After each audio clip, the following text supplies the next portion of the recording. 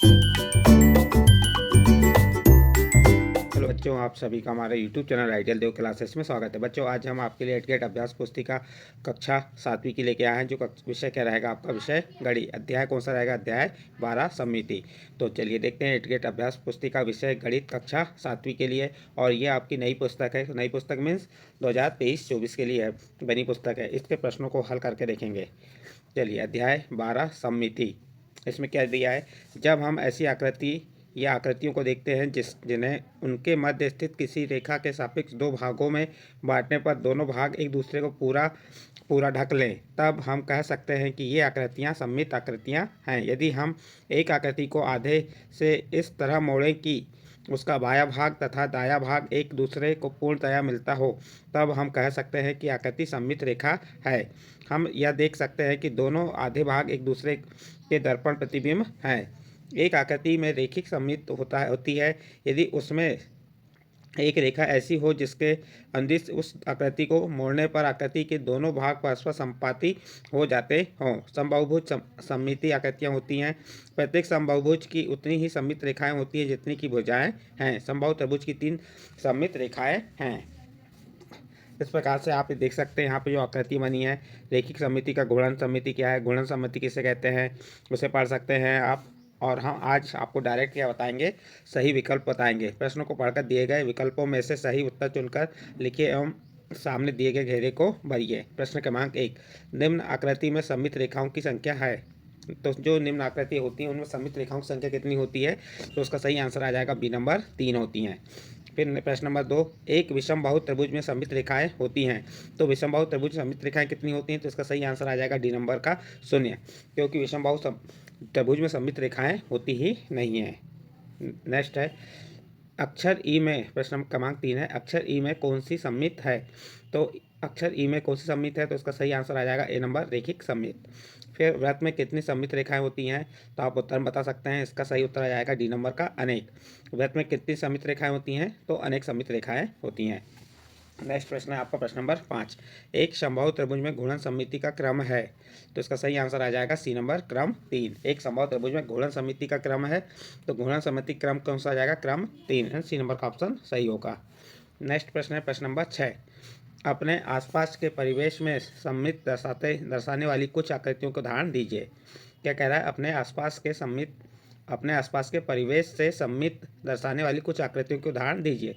तो हल देखिए इसका, हमारे आसपास के परिवेश में सममित दर्शाने वाले कुछ उदाहरण जैसे धार्मिक चिन्ह हो गए, कंबल हो गए, रुमाल आदि। इस प्रकार आपका प्रश्न नंबर 6 कंप्लीट होता है। इसके बाद नेक्स्ट प्रश्न है आपका प्रश्न नंबर 7। प्रश्न नंबर 7 क्या कह रहा है? समबाहुभुज सममित आकृतियाँ होती हैं, तो बताइए कि प्रत्येक समबाहुभुज में कितनी सममित रेखाएं होती हैं। तो हल देखिए इसका, समबाहुभुज सममित आकृतियाँ होती हैं और प्रत्येक समबाहुभुज की उतनी ही सममित रेखाएं होती हैं जितनी उसकी भुजाएं हैं। इस प्रकार से आपका प्रश्न नंबर 7 का उत्तर कंप्लीट होता है। नेक्स्ट प्रश्न है आपका प्रश्न नंबर 8। प्रश्न नंबर 8 में क्या कह रहा है? आप निम्नलिखित आकृतियों की सममित रेखा के लिए अन्य क्या नाम दे सकते हैं? जैसे एक अ नंबर है एक समबाहु त्रिभुज और ब नंबर एक वृत्त। अ नंबर के लिए क्या नाम दे सकते हैं? माध्यिका। और ब नंबर के लिए एक वृत्त के लिए क्या नाम दे सकते हैं? वृत्त का व्यास। इस प्रकार आप प्रश्न नंबर 8 का उत्तर कंप्लीट करेंगे। इसके बाद नेक्स्ट प्रश्न है आपका प्रश्न नंबर 9, अंग्रेजी वर्णमाला के किन अक्षरों में ऊर्ध्वाधर और क्षैतिज दोनों के अनुदिश परावर्तन सममिति है? दर्शाइए। परावर्तन सममिति में दर्पण परावर्तन से संबंधित सममिति है, दर्शाना है आपको। तो देखिए ऊर्ध्वाधर और क्षैतिज दोनों के अनुदिश परावर्तन सममिति कौन कौन सी हो जाएगी? HIOX, ये हो गया। इस प्रकार से आप प्रश्न नंबर 9 को हल कंप्लीट कर सकते हैं। इसके बाद प्रश्न नंबर 10 देखिए। प्रश्न नंबर 10 क्या है? यदि किसी आकृति की 2 या अधिक सममित रेखाएं हो तो क्या यह आवश्यक है कि उसमें क्रम 1 से अधिक की घूर्णन सममिति होगी? हाँ, यह आवश्यक है कि यदि आकृति में 2 या अधिक रैखिक सममिति है तो उस आकृति में क्रम 1 से अधिक घूर्णन सममिति होंगी। इस प्रकार आप प्रश्न नंबर 10 का उत्तर कंप्लीट करेंगे।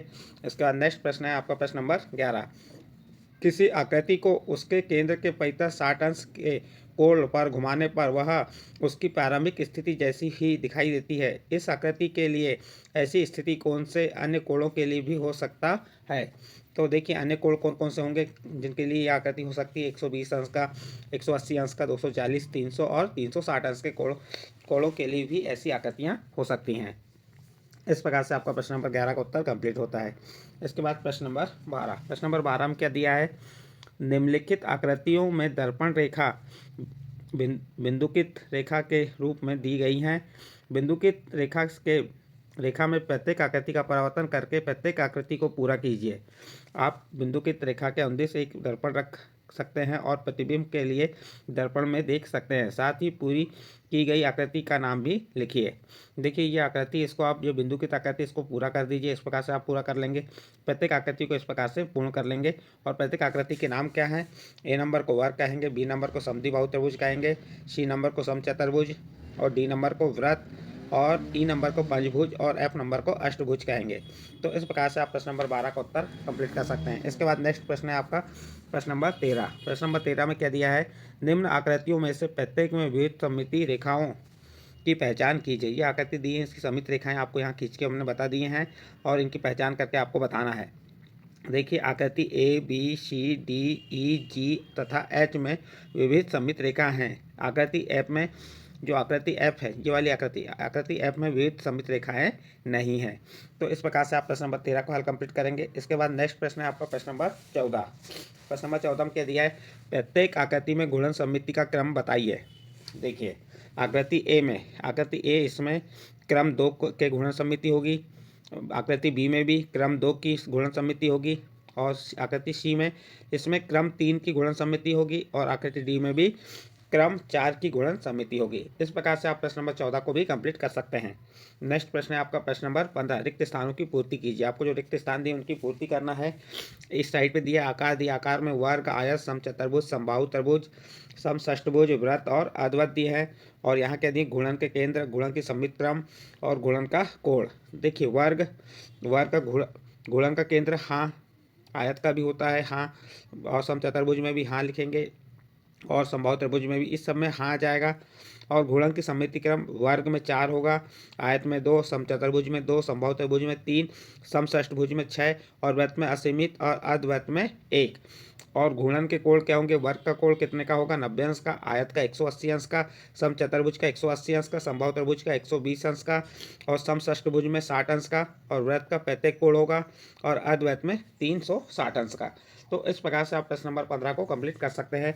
और इस प्रश्न के साथ ही आपका अध्याय कौन सा था, कौन सा अध्याय हम कर रहे थे, अध्याय 12 सममिति के जो प्रश्न थे उनको हल करके बताया। यदि आपको अध्याय 12 के प्रश्न समझ आए हों तो आप हमारे चैनल आइडियल देव क्लासेस को सब्सक्राइब कीजिए, लाइक कीजिए एवं अन्य ग्रुप में शेयर जरूर कीजिए।